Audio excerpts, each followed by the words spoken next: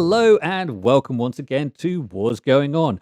I'm Arcturus and we're here on the Forerunner server to bring the latest in what's going on in Watcher of Realms. As ever, this is a community-based podcast. Please do like, share, subscribe, hype, and subscribe. It really does help grow the channel. Lots of you joined last week, and I'm welcome on board, and I hope you stick with us. So today, there's a minor patch to talk about, and there's obviously the vampires and the impact that they're going to have on the game to discuss. So first up, let's just dive straight into the patch notes as there's a reasonable amount to get in. So there's apparently an issue where Torador's A5 would fail to trigger if he died immediately after the first one ended. So I don't have an A5 Torador. I had never encountered this. I hadn't actually even got wind that this was a problem until they started saying they were going to patch it. But yeah, so apparently they're going to fix that bug. Fixed a lingering visual effect with Sweeping Strike and Ember Strike. Okay. Now, I wonder if this is the fact that Kigiri is not appearing to do his swallow counter at A5 all the time. They didn't specifically say that, but that is something that there is a bug with Kigiri, that he should at A5 swallow counter everything that you do on an ultimate, but he doesn't always. So was there not something in the dev insights regarding this, and they were saying that it was performing well? It's just that it wasn't. Yeah, it was something related to this. It's a visual effect, they're saying. So yeah. Okay. And then there's something about his invincibility at the start didn't happen, so they've fixed that issue. That they certainly mentioned in the dev insights, but I don't think they mentioned this fixing the bug where the swallow counter doesn't trigger. I'll have to test it after the patch, because I do notice that on the arena defense sometimes, or when I run in an auto, that it doesn't look like he's doing it, so it gets tied up. Yeah. As a Scythra, they clarified description of the unit in the talent to specify it excludes units not summoned by the hero. So basically saying her minion is the only one that it affects. And they've stopped Narissa trying to put targets. Basically, try to stop her targeting Anora. So you can load as much attack on your Anora and not worry about it getting Abyssal Favor. Rena, we'll have a look a bit more of this in detail, but this is their solution to the BP manipulation. I'm not convinced it's all going to work, but we'll have a look at that in a minute. Optimize the recommended plan system so it can be applied to all facilities of the same type. Possibly. I'll show you the other bugs that they've introduced in that process, but regardless. Optimize the Guild War matchmaking mechanism. So this doesn't really... this could be interesting, because at the moment, my guild is up against with the top 3 guild. So every week, our Guild War battle is... we fight the top guild, we lose. We fight another guild in the roster, we win. So next week, we start the week by fighting the top guild, we lose. We fight the next guild, we go up. So this is a kind of a constant cycling we're going through at the moment. So it'll be interesting to see next week what the impact of this patch is. I think it's going to be more obvious if you're further down and you just keep seeing the same people again and again. It's going to be difficult to see any changes to the matchmaking if you only have 8-9 guilds that are really participating in forerunners in Guild Wars, right? So I mean, it is the same people. Sketchy. Yeah, it's sketchy when they just say one sentence and there's no details behind it. Like, Tell us, how is it that it's being fixed? Is it there going to be a formula? Is it going to be a limitation in the number of times do you face a particular guild? Is it, is it based on occurrence? It's like if you already saw that guild within the last 5 matches, you're not going to see them for those particular. It's just be more descriptive. This stuff that they do, like, well, we're just going to add rewards to this. And then later you find out it's really low rates or it's only 10 mats. I mean, just be more descriptive, right? That's essentially that's what patch notes are supposed to be. We're not supposed to be guessing exactly what it is that they're introducing to it. But okay, but I am curious to see what this matchmaking fix is going to be, aside from the league tier system that they were describing in the dev insights. Yeah, which to me, I think it's just going to end up with the top guilds getting more access to Demon Soldier crates and the lower guilds getting further and further behind, which is just going to punish them even more because they're going to have less opportunity to catch up. So, but we'll have to see how they implement it. I'm frankly a little worried by what they've said so far. Adjust the season score reset calculation for rules for honor gauntlets. Introducing a score deduction ratio for the higher ranking brackets. What? So I think, as you know at the moment, you can have one guild that storms away and will finish by about midpoint of the season, will have so many points that they can pretty much sit back and do nothing. Mm-hmm. So I'm wondering if they're trying to balance this out.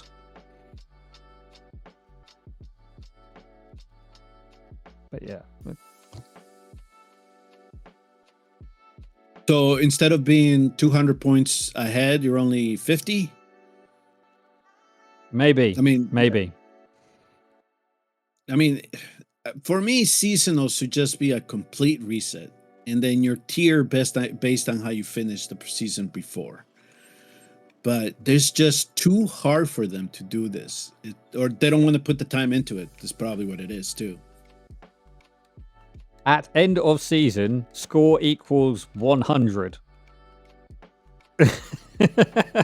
Yeah, and then well, with the new league ranking system, that they should do that, to be honest, because then everybody starts equal footing. You're only supposed to match a certain tier of guilds. Then, if that is the way that they're going to be ranking this stuff, and to be honest, it should have been implemented from the start. But it would be too much, I think, to ask of them for something like this right now. That's what I'm envisioning. But we know that every time they say something, when they roll it out, it's just completely different from what we thought it was going to be. So it has to be something that we have to see in practice before we really understand what it is that they mean by all of this. And sometimes a lot of this gets lost in the translation, right? Because the developers are sending it in one language. Somebody has to translate it into all the other languages, and sometimes the message gets lost. Yeah. And finally, they've clarified Monolith's collision of the Golden Guard. The one, they've clarified how much damage he does. So it's now 40% of the target's max HP, which gives you something to target. And secondly, the clarifies the fact that the Demon Soldier takes some damage. So there you go. So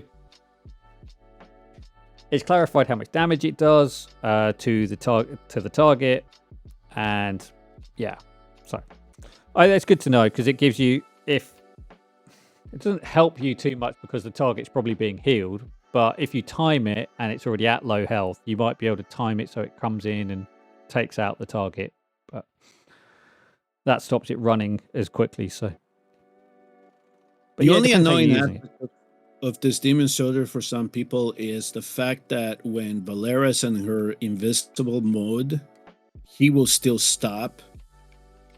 And if you then contact customer service, they'll just say that it's because it senses the engagement, but if the hero is invisible, why is there an engagement? Is kind of what you asked, and then they just completely. When just she's give invisible, her block is 0, isn't it? So her block is 0 regardless, and I don't know. It's just weird as to what that interaction or how that works, because somebody was telling me that somebody shared a clip with me. She's in her reversible mode, and the golden guard here stopped, and she was able to wipe him off because he lost health at the same time that she did. But yeah, it was a weird way to lose that particular battle, because what he thought the golden guard was going to do did not do it. So yeah, it's War of Embers coding again, and they haven't really fixed it, even for how long Valera has been in the game. Hey, look, we still got Talon, the ground-based platform unit, so you know. Yep, that would always be a mark for them, especially when they had to restore listed on her kit. No, she's a platform unit. I still laugh every day. I don't. It's just every time. So arena BP manipulation. We've kind of touched on this a little bit in the past, but basically, you look at arena and you think, oh, that team is a nice low BP. My attack team is saved. It's got a higher attack. It's got a higher save BP than that. I've got a good chance of beating that team. And then you go in and you attack, and all of a sudden you're completely annihilated. And you kind of sit there back and go, well, how the hell did that happen? And what happens now is that you come into this team, you go, do you know what? I've got a chance to get that team. My team is stronger. And you click and you suddenly says danger. And it's like, okay, so why is that? And they said, well, your opponent's declared BP is this. Your current team, okay, it doesn't look at your saved roster. It looks at what you've currently got on the table in front of you. And then it tells you what the monster stage BP is. This is the value that is set, basically what your opponent's BP was when they saved their team the first time round. So it gives you a difficulty indicator that wasn't previously there.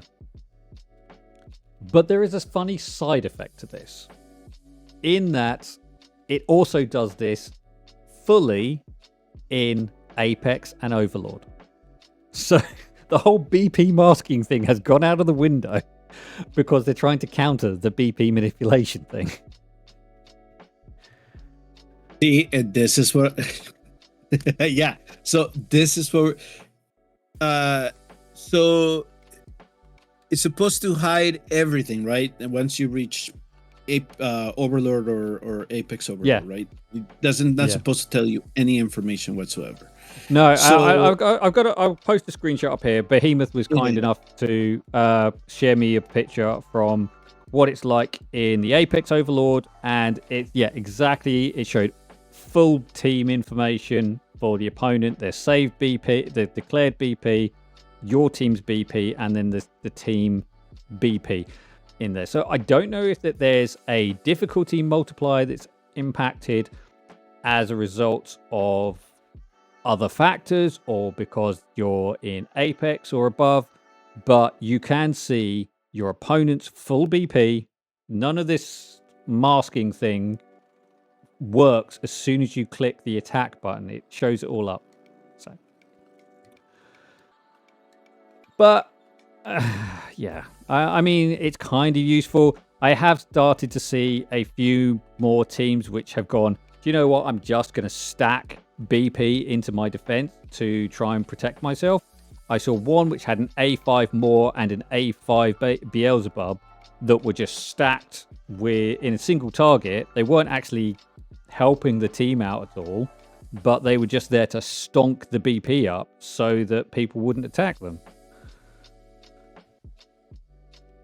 So, yeah, you know how I feel about the whole system as it stands right now. And listen, if people wanna immerse themselves into this and invest a lot of hours into a bad piece of content in the game, they can go ahead and do it. It's still the same thing. Everything is being restricted to very specific heroes, very specific formations. They claim that they're trying to add variety into things, and they're trying to introduce new heroes for this.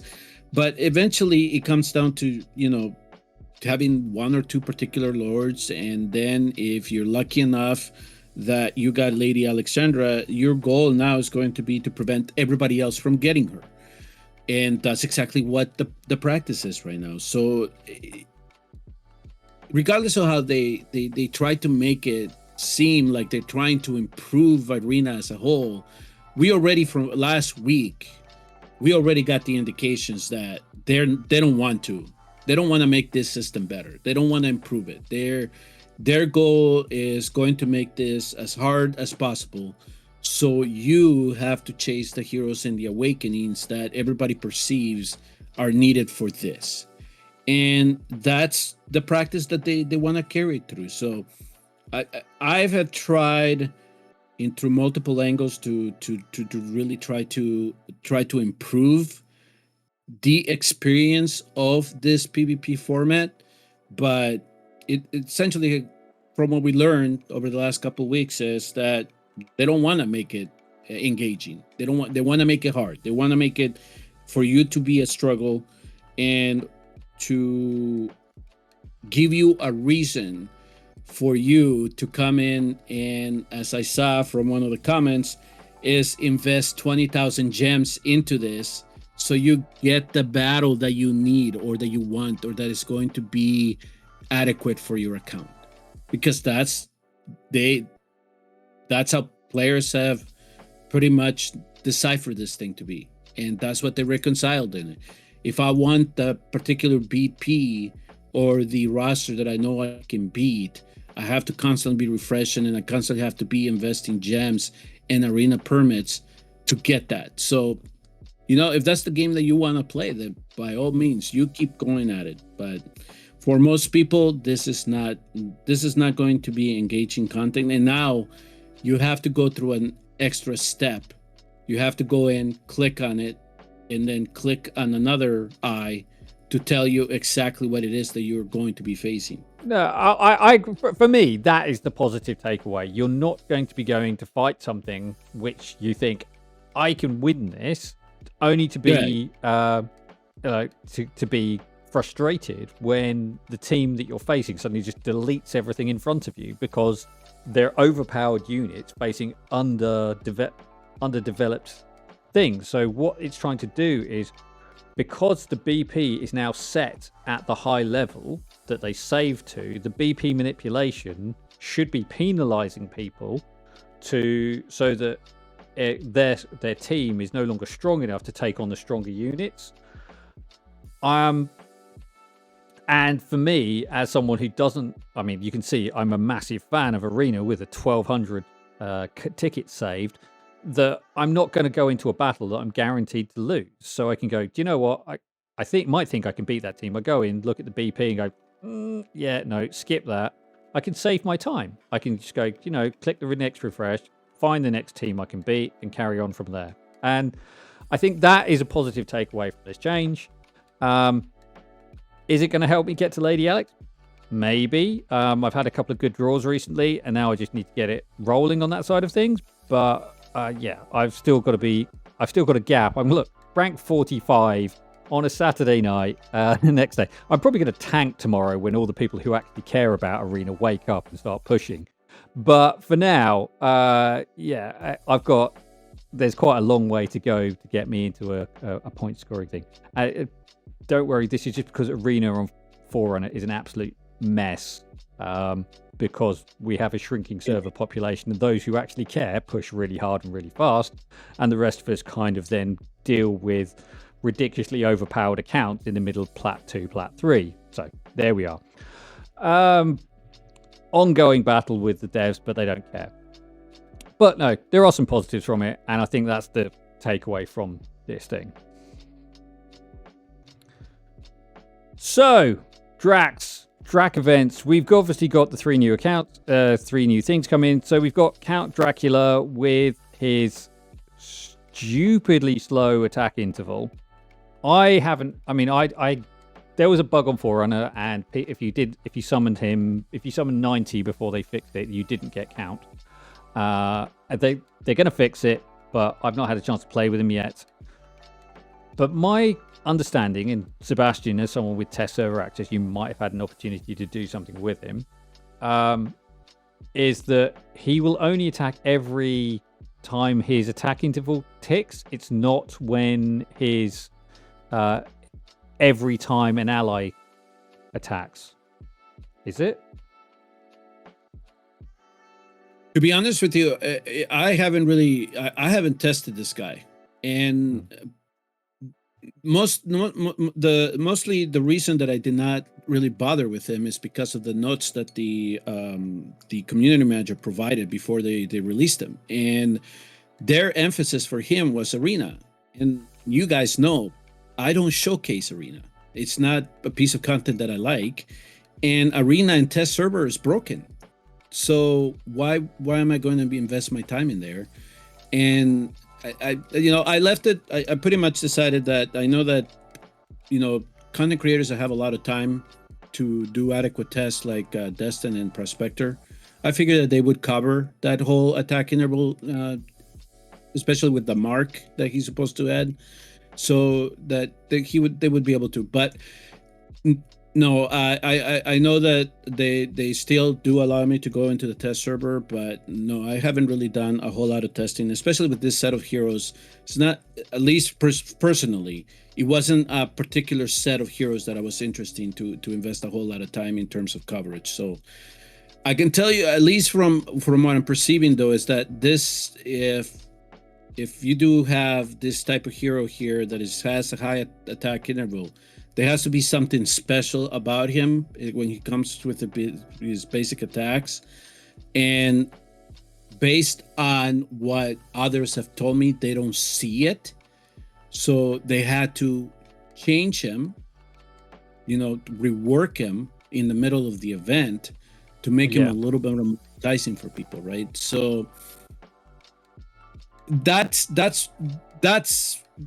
my overall opinion of him is from what I was told initially as to where he was supposed to work, and then why I decided not to really cover him. So, and it really, to be honest with you guys, when they release heroes in the test server now, they only give you 48 hours, and it's right in the middle of the week. And for me, that is hard to do, especially to do a thorough test.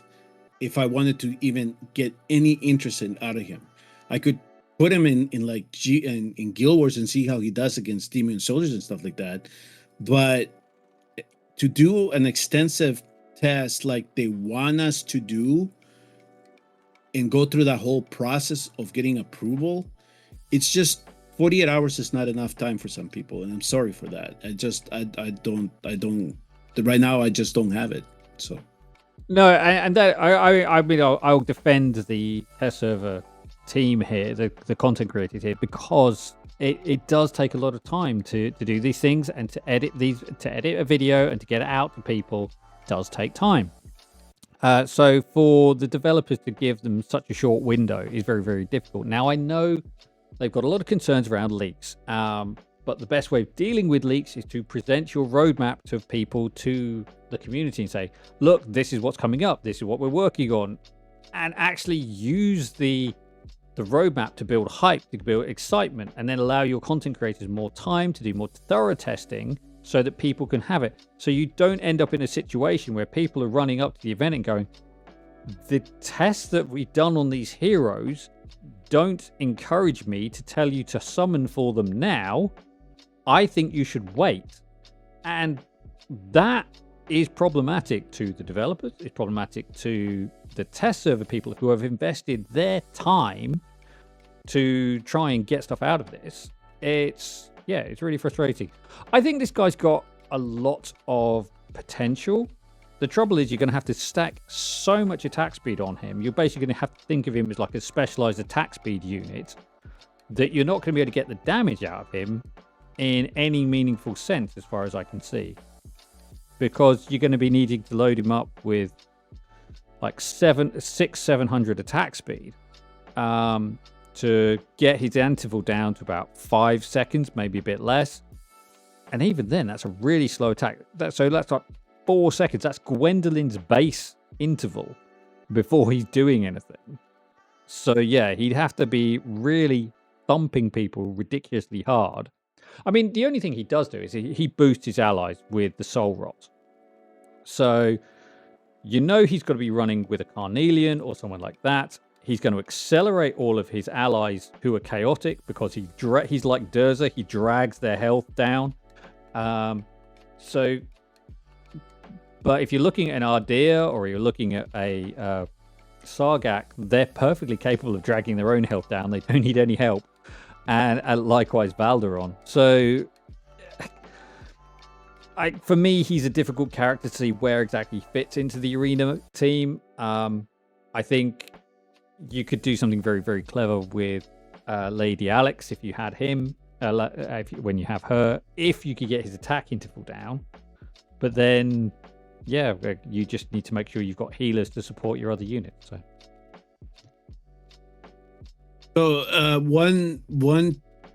I don't know if I misread his kit, but I thought that maybe he could work well with Ardea. But in terms of any type of synergy in something like Matrix, I don't know. I see him too difficult to use there.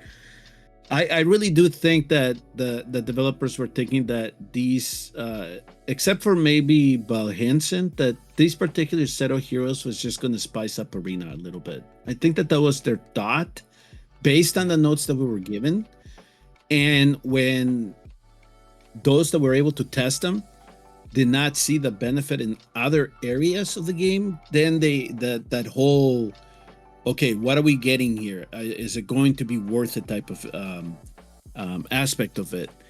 And some gacha players are going to go all for the collection, even if they don't use them in the long term. At least they know that they have the hero for whatever day it is that they might want to do in the future. But that's essentially what this event is for you, is to get you to collect the heroes. The only upside, I would say, is that they're giving you 2 weeks to collect as many summons as you can to do this, if you wanted to do it. Yeah, I mean, with any type of collaboration, when they say it's a collaboration, this might not be back, or this is the one and only time you're going to see these heroes. Yeah, they're trying to put the FOMO aspect into this, but it's eventually what comes down the line as a game progresses, is that since you don't no longer have access to the limited hero as it stands, they try to release a hero later on that almost does the same thing. And I think that's eventually what's going to come down out of this, that if you miss Drac, oh no, you no longer have this hero. But there'll be something down the pipeline that it'll be like a direct comparison between the two, and you won't be missing out very much. So yeah. I mean, for me, I think Van Helsing's really, really interesting. He's like, he takes a lot of the elements of Kai's kit and makes it more focused to doing lots of damage. Yes, you could absolutely use him in arena, because as long as you're getting people down to a 80% health, then he's got a good chance of executing them, and that could be really, really advantageous. And obviously, yeah, he's been shown to work really, really well in Matrix for helping support one side. And with his artifact, then you're only having to cycle it every 2 times. Sorry. Yeah, no, go ahead and finish, but I'm gonna I have to retract what I said earlier regarding the Ardea synergy. They changed his type to magic, Count Dracula, right? No. Vlad Dracula changed to magic. Vlad Dracula changed magic. Okay, never mind. Yeah. The count is still physical. Okay, perfect. Sorry, I was looking at the wrong. Yeah. Okay. Never mind. Yeah. The patch note. So yeah, we can just mention that in a second. But basically, yeah, this guy, his ability to execute people, if he's getting his mithrils out really, really fast, then yeah, you could cause some absolute chaos in arena, but definitely in holding down one side in Matrix. He's been shown to be really, really effective there. I'm quite excited that I've managed to pull him, and also at the same time I managed to get Yuri, so I've got a lot of work to do on my arena team now to build her into that, which is going to help me a lot because I didn't have her, so I was losing to all the Yuri teams. But yeah, there's definitely some things that can be done with him. I think he's definitely the most exciting of them. And then Lady Mina. Oh, Lady Mina with her weird dual damage type deal that she's got going on. And it's not even like Falcia. Look, I want to be positive about these heroes because they all add something new in their own way. They all add something new. And Lady Mina, I just really struggle to. Yes, she's a 2-second interval mage. Fantastic. They're control mages. I love that. It's a really nice feature to have. Karosa is the other one, and people absolutely wail on her for being terrible. She's a northern mage. Very, very few of those. You've got Mari. Yeah? So, very few. Add something to that pool. And Shamir is the other one, obviously. But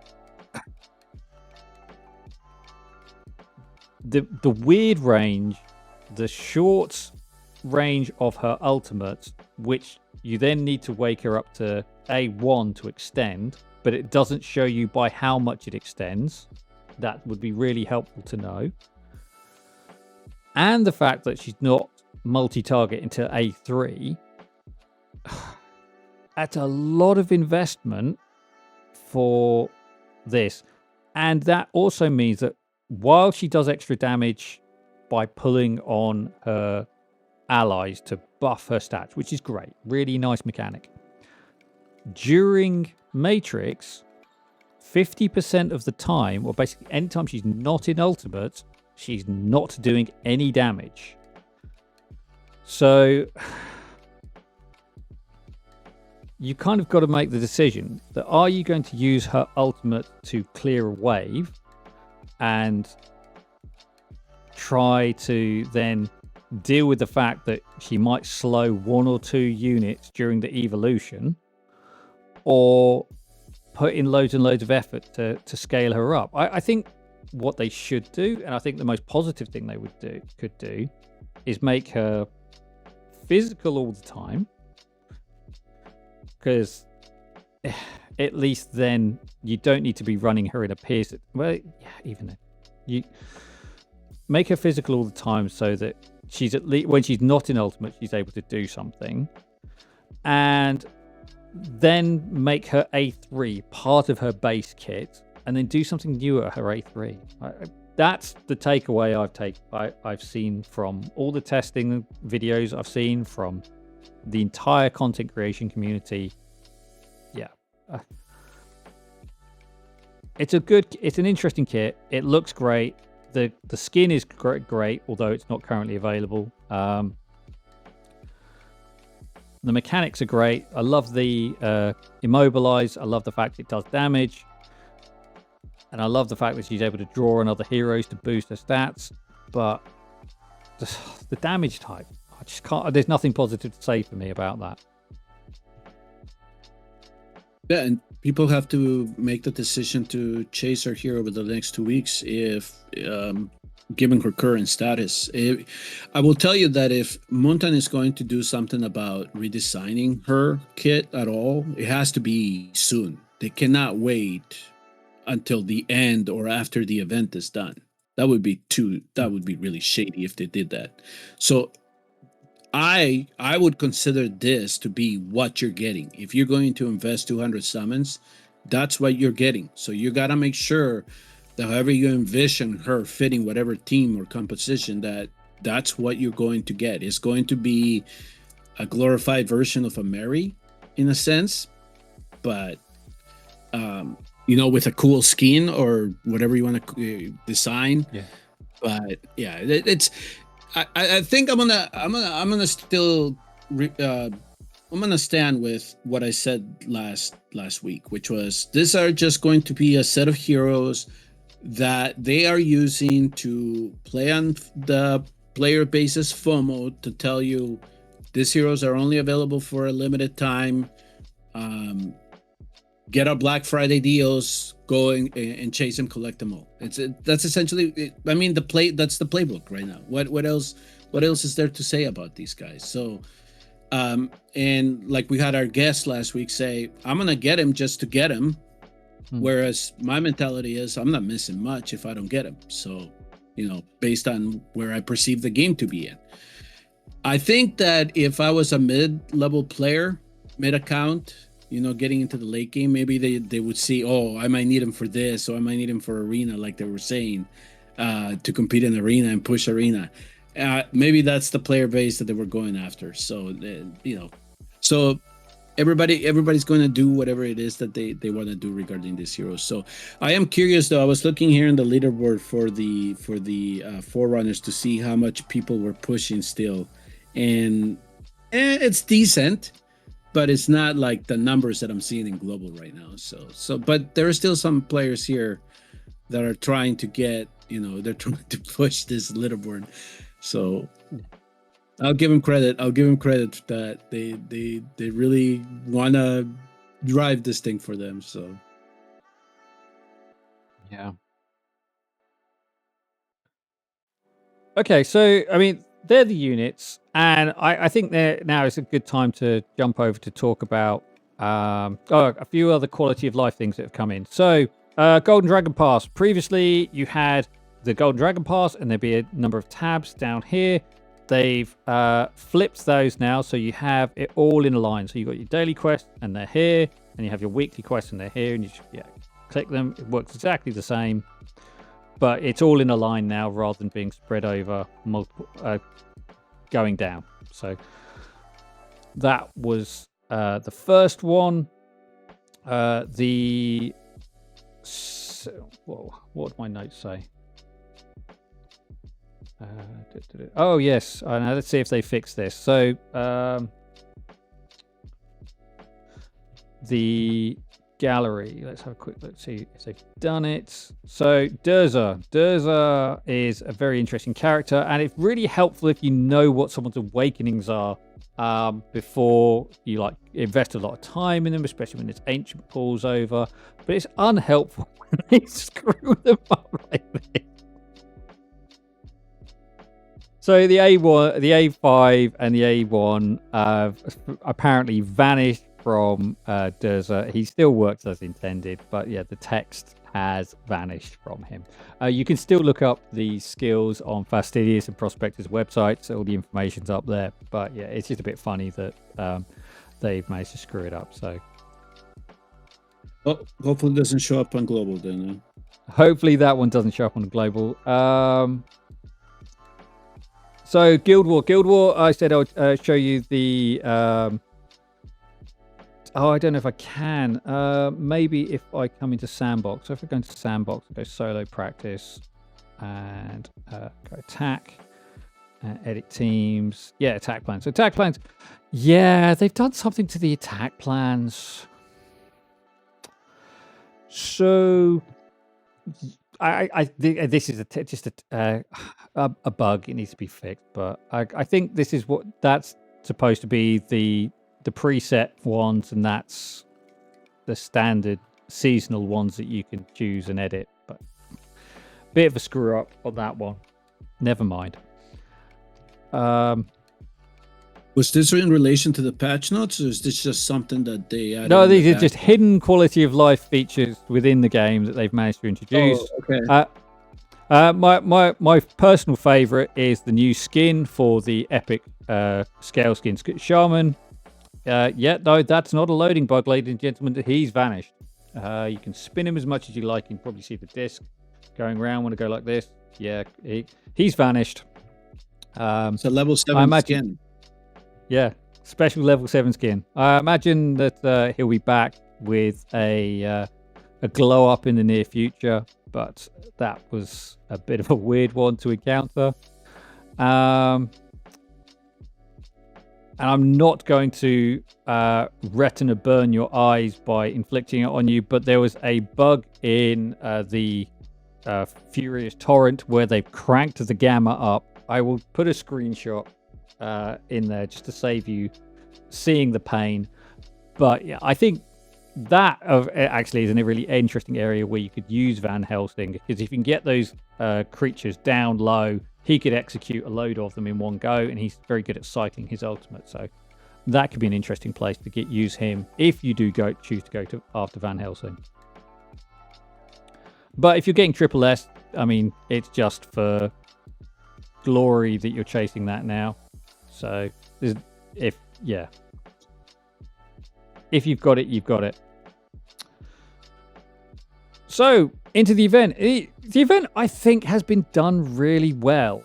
I like the fact that you're slowly leveling up a hero who will be given to you at 5-star promotion, fully promoted, skilled up, for you to then just run with, and you're doing it over time, and you've got this open world kind of event. I have heard some discussion that they're trying to build this into other areas of the game. I know how much everyone loves walking around in Void Rift because they moan about it incessantly, but personally I don't mind it. I think it's got some cool features to this. I like the fact you're hunting the upgrades as you're going around. Did I save a boss to attack? Trying to remember now. 36. Oh no, I killed the 35. Okay, never mind. Yeah, but I think it's been quite interesting to do the boss stages. They've required a bit of thought and how you use your units. I know a lot of people got stuck with the boss at the end of phase 1. If you can use Lucius to manage one area and then use Vlad and Mina on the other side, that works really well. The first boss over here, my recommendation is go full archer build because that worked really, really well. And then just move Vlad around to manage the ground units that start to leak. But yeah.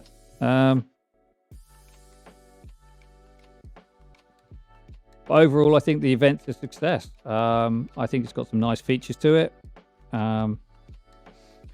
I think it's an interesting way of introducing a new character to you, learn the mechanics. And I think the theming works quite well too. So.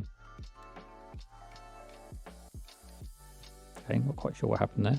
I know that you like the design. The only thing that I had on it is the time sink, because it's not something that you can complete all right away, right? Because if you get resources that you need, then you gotta wait for that what's it called, the treasure to load up, so you can get the amount of coins that you need to either buy a hero or get the wood, or So you can store up to 24 hours worth of. You only have to come into this once a day to get the full amount, and you get the repair parts to claim resource pools daily, and you can store up to 3 days worth of that in there. But you're still going to be wanting to come in daily, so at most to collect things. But yeah, it's a decision to be made, and at least when you get to the end of phase 1, you've got the option to go to Demi, and you can, if you've heavily invested in one area and it's the wrong area, you have the option to at least do some trading to try and balance out, so you can lift yourself to the next stage. So they have at least been considerate on that side of things. But that's right at the end of stage 1. So if you haven't got there, then yeah, it's going to be frustrating.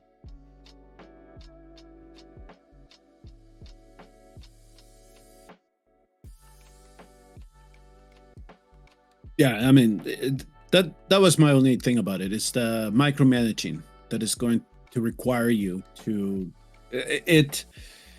They developed it well where it's going to be a time sink. They want you to not only come in and just go and invest time so the clock ticks, but also making you wait to get whatever it is that you need to level up, and then you have to continuously do it. So if this is going to be an event that would require you kind of daily participation, it's not something you can all complete if you have the time to do it on one day. So just, if there's something in particular that you want out of this, just make sure that you plan it out ahead of time. So I know that from my schedule, I don't think I'll finish this, and it is what it is. I won't be heartbroken by it, but I know that you liked it, so I mean that I think that speaks volumes in terms of the quality of the event. So there's nothing. Well, I mean, aside from partially, I'm chasing Vlad because he's another tactician, and I'm desperately need another tactician to boost my BP in Tide that little bit more, so I can finally clear Tide 200. So I think that's my primary motivator. There we go. So yeah, go get it. And I know some people are saying, yeah, but it's in it A3, it's not that great, but it's like, it doesn't matter. I mean, I'm not going to put soul stones into it. So I know some people have, but yeah, I think it's a nice way of just it's another milestone done in the game. Tide 200, Gear Raid 324. They're kind of like the big milestones of like showing how developed your account is. So yeah. And I've got to do something while I'm like developing my account to consistently beat the higher level Malric calls. So, and I'm getting there. I'm more consistently taking on the level 3 successfully now. So there we go. But yeah, I think that's it for the event. I think obviously we're coming up to Frostfall towards at the end of the year. You do need to bear in mind that with your summoning, obviously, because if you drain all your summons now, then you might not have anything left for the Frostfall Festival. Some people are saying that they're going to expect something big, and they're thinking that it might be yet another limited.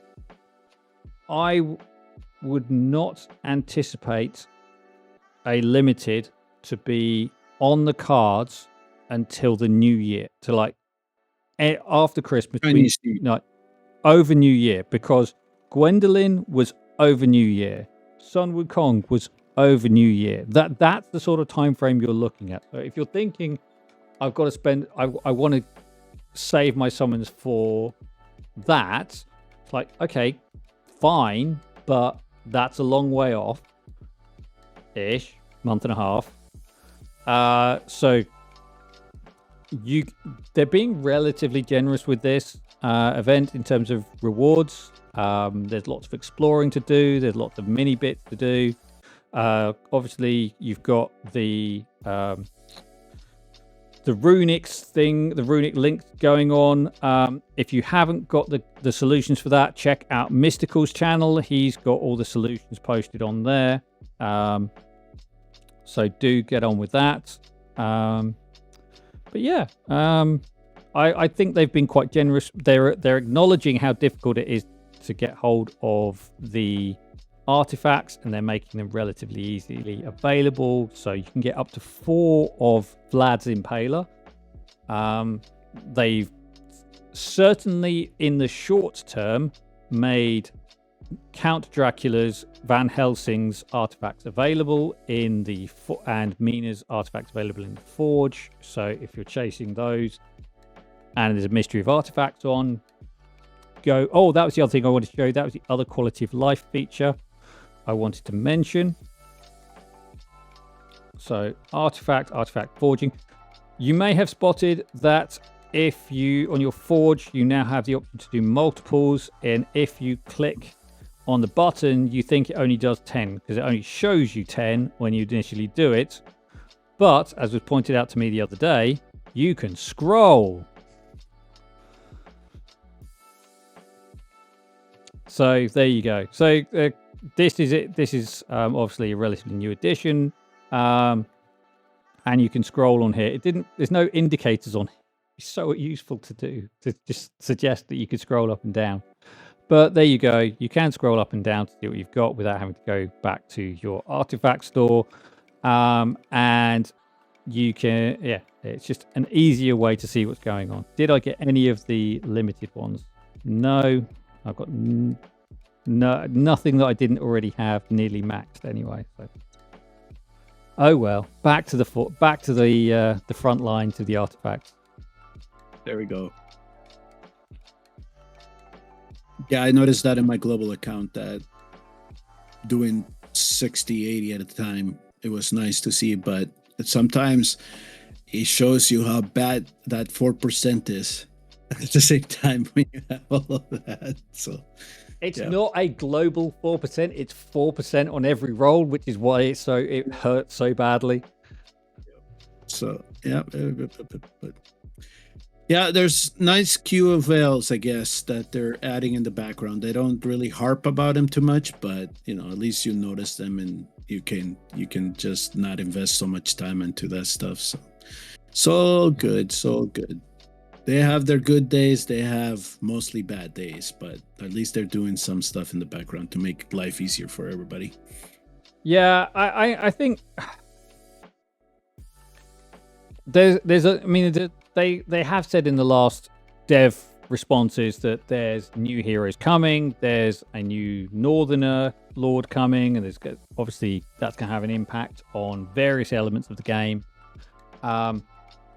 I did hear some rumors about some upgrades to Void Rift, but again, there's no timelines for that.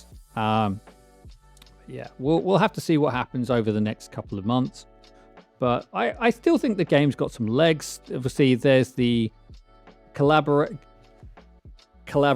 legal or otherwise, on the Chinese servers, featuring another game, featuring the Game of Thrones heroes. We don't know how they're going to come, if they're going to bring those outside of China. We don't know if they're going to come to global. So yeah, I think there's potential. I would not want to see a Star Wars collaboration because I just don't think it works thematically. I think Game of Thrones is a really good one. The Witcher would be another good one to bring to this. We've already got Falcia. I think Falcia and Gerhard facing off against hordes of enemies could be quite a fun thing to do. A bit like they had Lucius come into the Dracula event with Van Helsing. So yeah, there's some fun in games to be had. Yeah, there are many different reasons as to why to cover right now. There's so many different reasons as to why they would have a different collaboration on the Chinese only server versus the global one. And so if there is some type of hurdle that they need to clear with the Game of Thrones thing so they can offer it globally, then I think that that's something that I might work on. But I would say that if is offered, it would have to be that would really have to be exclusive. I mean, I think it might be just a one-off like this one here. I think that they're just prepping you for this one. The Drac event, like I told you, I'm not buying that this could be the only time that they could have it, because Dracula is open source, at least in the States. It's not really restricted as to how you can use it. And, you know, they use the names, they have different skins for the heroes and stuff like that. So that there could come back eventually. I do think. Yeah, I did some searching. Because it specifically mentions Dracula's Castle on the event title and on the landing page for the event. And the only thing I can find is a game on Steam that looks like it was made in about 1995. That doesn't currently have a release date. There's like a tabletop RPG that's based on the Dracula mythos, but it's not specifically have any fixed character models that the Dracula are based off. They're clearly not based on the film version of Bram Stoker's Dracula. because otherwise Dracula would look more Johnny Depp. Sorry, not Johnny Depp. I can't remember his name. Would look more like the actors in that.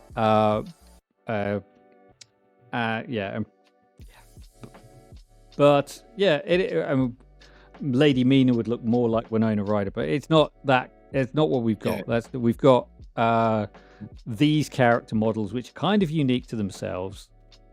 They don't really match anything other than the fact that Lucius and Van Helsing look like that they're could have been swapped at birth.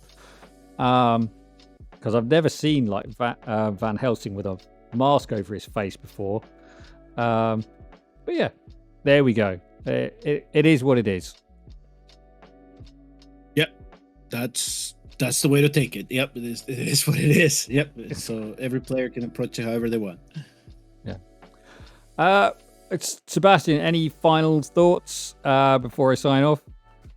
No, because I don't want you to have to bring that special card today. So we'll just leave it like that. There wasn't anything too eventful, at least from what I noticed in the insights that come from last week's response, not this week's response, the last week's response. But it's just enjoy. I'm gonna just enjoy the event however you want, and I will still analyze it more in the background from what exactly it is that they're hoping to get out of it. That's but that's just for me to look at numbers afterwards and see how this played out and how people perceive the event. And after it wraps up, I want to see how especially the free-to-play low spenders felt in terms of their ability to acquire these heroes. If it was truly something that they could, push for and get a copy of them. The only one that I might see negative was going to be the Van Helsing banner, right? Because it's 20x, and it's either you're going to hit the 20x on him or you're going to hit the multiplier on him or your choice. And once you hit that multiplier, it's going to be RNG on the luck and trying to add him. So, and then I do hope that you could collect the 90 ancient summons that you need for that banner. And I don't know if you briefly just mentioned about the prospect of another banner coming in and doing pity manipulation with that, but that's just something that I heard in the background that people are preparing for. So they're not summoning on it right now. They're waiting to see what it is, this other banner. And then kind of somebody was saying, if you have 105 ancient summons, then you can pity manipulate this thing and still get the 90 that you need for the soulstone. So, or the extra copy of him or whatever it is. Yeah. So fundamentally, it's worth emphasizing. Well, it wasn't clear beforehand. People are going, okay, I'm just going to use my ancient summons on the banner that's coming up at the end of the thing because I'll be summoning during the event. And it's like, no, you have to summon on the Dracula banner 90 times to get Dracula, which is fine. It's a nice way of doing, of the way they could have done a guarantee on on an ancient banner. That was probably the easiest without making it like a big deal. And it means it was a one-off because it was a limited, it was a collaboration, so you can't get it any other way. And we wanted to make sure you had a chance to get that hero. And I stand by the fact that now you basically just going to, if you're free to play, you're basically going to be holding 90 back at all times, just in case they ever run this again. So, waiting in realms. Yeah.